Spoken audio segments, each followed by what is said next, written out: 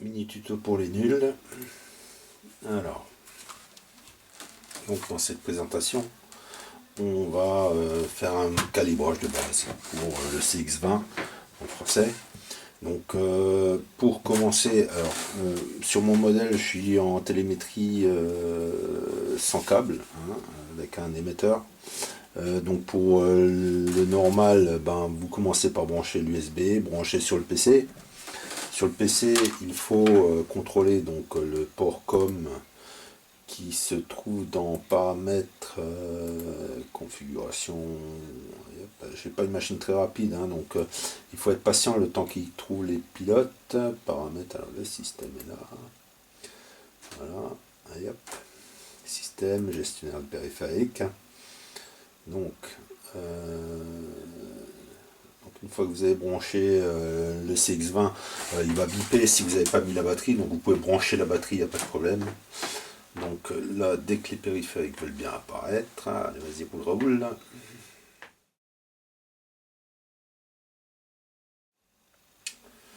Donc on va passer par, une fois que ce sera connecté, par le calibrage de la télécommande, ce qui est le plus simple. S'il veut bien apparaître, voilà. Donc le port COM, c'est le silicone, le COM3, c'est cette version-là, le reste du Bluetooth, ça ne concerne pas. Donc COM3, on retiendra donc le port COM. On va baisser ça. Donc, alors, premier niveau, donc on a branché le câble USB, il a reconnu le port COM, on branche la batterie pour éviter d'avoir des bips Etherneum. Donc là, maintenant, on va là-haut, on va se connecter. Alors, vous avez le choix. Donc, vous faites une sélection si vous n'avez pas le COM indiqué. Donc là, ça apparaît. Donc, j'ai toute une liste. Si vous ne savez pas, vous pouvez le faire en automatique. Parce qu'en automatique, il cherchera automatiquement aussi la jonction 1. Donc là, je mets en auto parce que c'est du 57, mais normalement, c'est du 115 en USB. Donc, on fait automatique et on fait connect.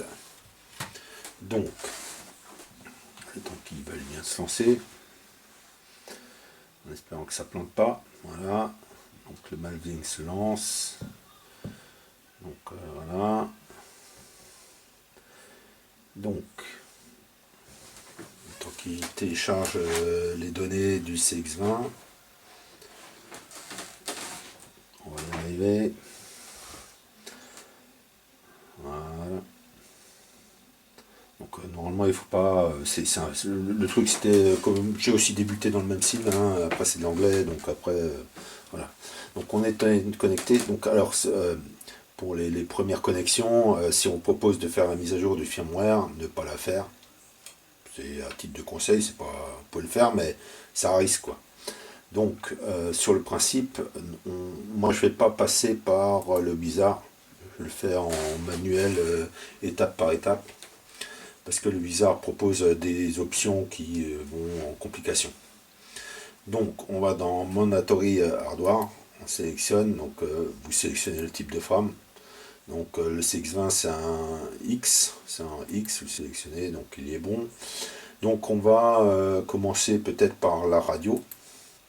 Donc la radio, une fois que votre CX est allumé, vous l'allumez. Alors il faut attendre un peu que le temps qu'elle fasse sa liaison, hein, et clignote, tac tac, ça met un peu de temps. Théoriquement, au bout de quelques secondes, les réactions devraient, on le voit à l'écran, ça commence à bouger. Donc on va la calibrer par rapport au CX. Donc vous cliquez calibration radio, pardon. On clique. Alors bien sûr, il est conseillé de ne pas mettre les hélices. On clique OK. Et donc là, on commence, on fait les paramétrages, hein, les gaz à fond, les rotations. Donc c'est juste en fait pour paramétrer les butées. Vous pouvez le faire comme ça en rotation, ça revient même. Hein. Ça cherche les butées. Pareil pour le reste. L'essentiel c'est de tu puisses trouver toutes les butées. Donc en mode normal, en mode latéral. Ensuite vous avez les boutons. Donc bouton 1, bouton 2, On revient, on réagit, tac tac, il y a une petite réaction, voilà. Théoriquement, les boutons de potentiomètre ne sont pas actifs puisqu'ils sont branchés directement sur les connecteurs du bas, qui ne passent pas par l'APM, donc il n'y a pas de liaison. C'est que le récepteur qui reçoit la commande, pas l'APM. Donc vous pouvez les bouger, mais normalement il n'y a pas d'interaction avec ceci. Ok, donc ça c'est fait. Une fois que vous avez fait toutes les butées, hein, tac tac, comme vous le voulez, l'essentiel c'est de toutes les faire.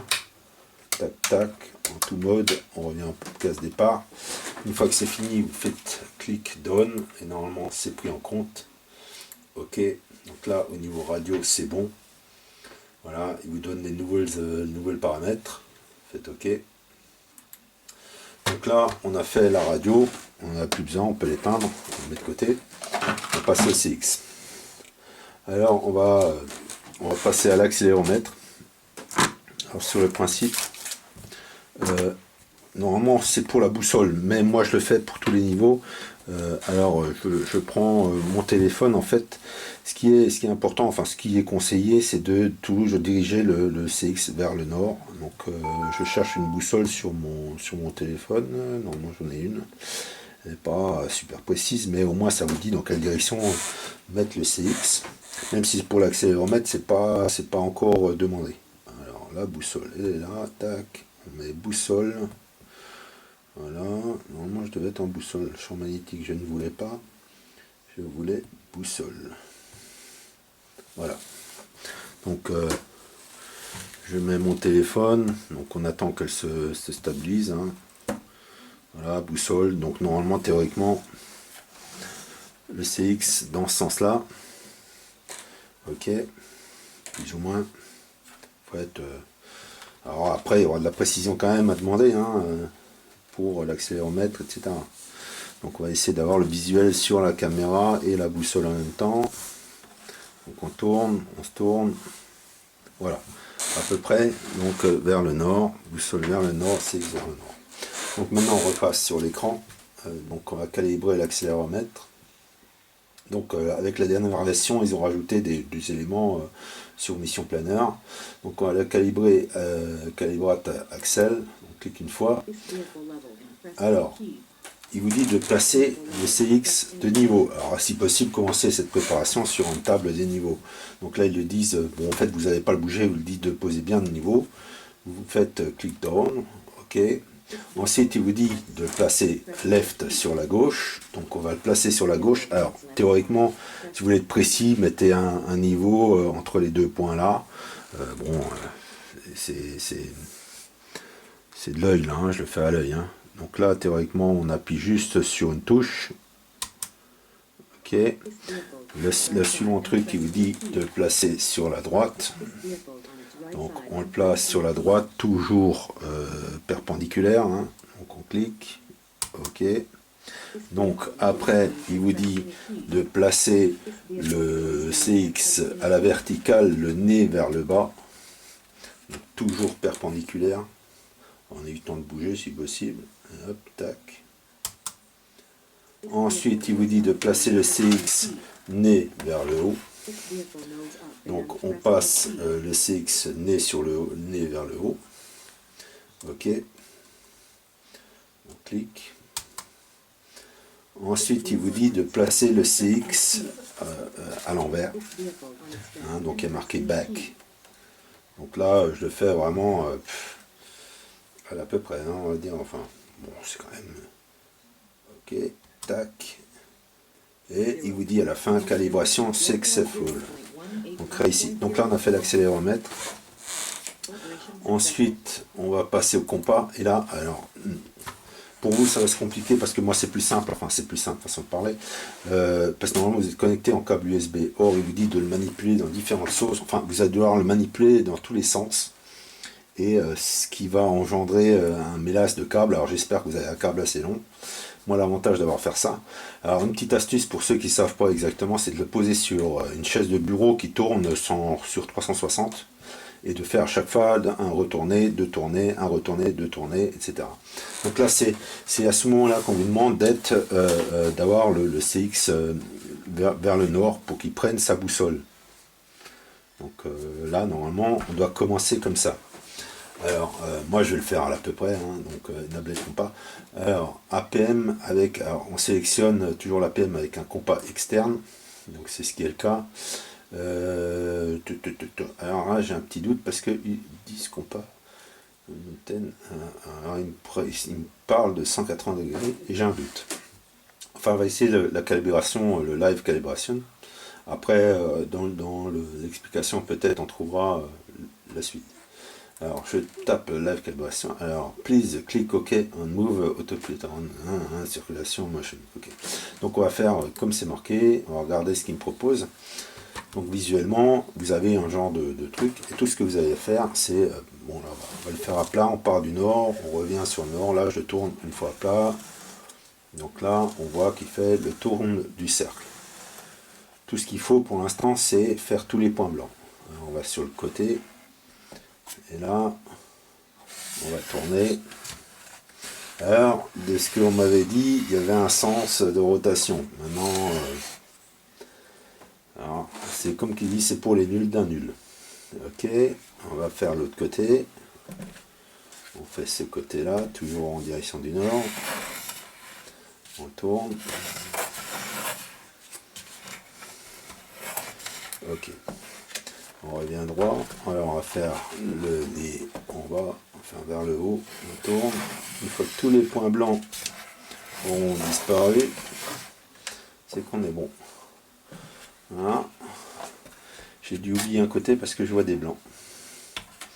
Donc on tourne vers le nord. On tourne. Alors je vais peut-être un peu vite. Ah, il n'a pas dû prendre tous les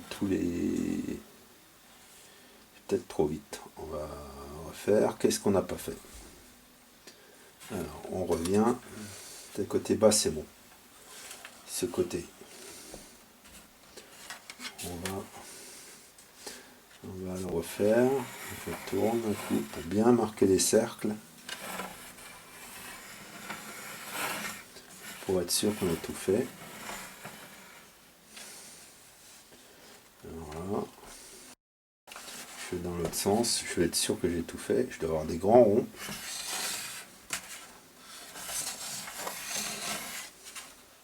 Il me manque un côté, mais je ne sais pas lequel. On voit pas. C'est un peu délicat parce qu'on ne voit pas toujours.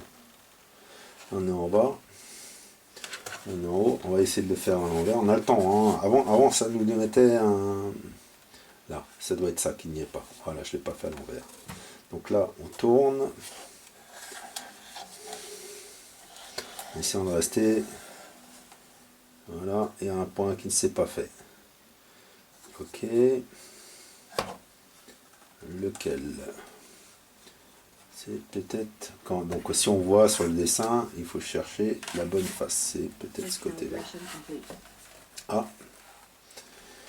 Alors il a pris plus ou moins tous les points.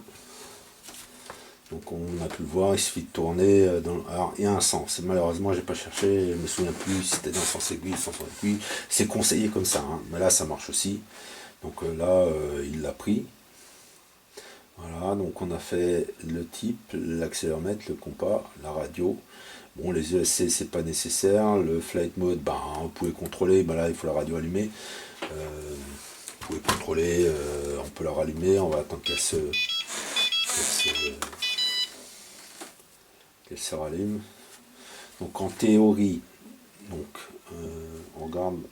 Si je mets là en RTL, ça ne devrait pas l'être. Théoriquement, on devrait être en stabilise. Elle n'a pas encore pris. Ça y est, ok. Ok. Donc comme on voit l'image, nous on stabilise, c'est-à-dire que c'est nous qui pilotons le CX. Si je clique donc le SWA ici, je devrais être en Leutner. Donc là c'est vol en GPS. Si je clique le SWB, je repasse en stabilise. Si je passe, alors on a déjà en 1 ici, si je remets en 2, je devrais être en Alt Hold, c'est-à-dire vol stationnaire. Ça garde l'altitude en fait. Hein. Donc là, et si je repasse en 0 avec le SWB, c'est-à-dire qu'on est que en 2, on fait du RTL, c'est-à-dire retour to lunch, enfin retour au point de départ, c'est-à-dire qu'il va monter, descendre et se poser là où il a décollé. Alors tout ça c'est si on a bien les points GPS, si le GPS est bien ancré au niveau du CX. C'était juste un visuel pour bien être sûr qu'on a les bonnes commandes au niveau des boutons. Donc normalement, voilà. Après, vous avez l'option fail-safe, c'est un peu... Alors, le fail-safe, c'est en cas de coupure de batterie, de télécommande. Donc, de souvenir, il faut toujours l'activer, loi RTL, hein, pour la radio. Si on perd la radio, c'est toujours retour tout le. Vous pouvez changer, mais en fait, il faut pas changer, il faut rien toucher tant qu'on n'y connaît pas. Et donc, c'est un peu le cas pour moi, tant qu'on n'a pas les options qui vont avec, quoi. Donc, pour simplifier, donc, ce qui est sûr, alors pour vous, c'est calibration de la radio. Ça, je suis sûr de ce que je fais. Pour l'accéléromètre, je suis sûr de ce que j'ai fait. Pour le compas, j'ai juste un doute si c'est au niveau du 180 ici, vu que j'ai une nouvelle version, je ne la connais pas. Mais bon, ça a l'air d'avoir pris. Alors, en théorie, si on vient dans Flight Data, en Flight Data, normalement, votre CX, s'il est, alors moi en intérieur ça déconne un peu, je vais faire des commandes. C'est peut-être mon téléphone qui a un petit. S'il est bien paramétré, théoriquement, dans l'axe, donc là je remets bien dans le nord, il devrait, en haut, donc à la partie écran, il devrait être dans le nord. Si mon téléphone indique nord, il devrait être nord. Donc là, au niveau du compas, il devrait être plus ou moins calibré. S'il indique l'inverse, c'est que c'était pas le bon truc. Donc en théorie, voilà, si on achète un CX, d'origine, normalement, il est déjà pré-réglé. On peut faire la danse de l'Indien, comme il l'appelle, hein, si on veut être sûr. Voilà, normalement, il n'y a pas à se connecter à Mission Planner. Il devrait voler, vous regardez, vous renseigner pour un auto-trim, et un peu pour qu'il trouve assez bon niveau, et ça devrait suffire.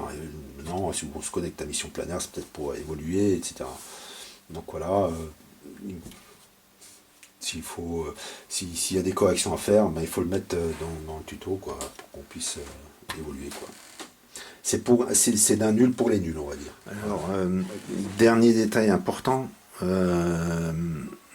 toujours déconnecter Mission Planner avant de retirer la batterie, ou débrancher l'USB. Donc une fois qu'on a fait tous les paramètres, on se déconnecte, puis ensuite on débranche l'USB, puis on peut terminer par la batterie. Ça ne change pas grand chose puisque c'est une alimentation les deux. Donc voilà, c'est à retenir, c'est toujours de se déconnecter de Mission Planner avant d'éteindre le CX20. Voilà.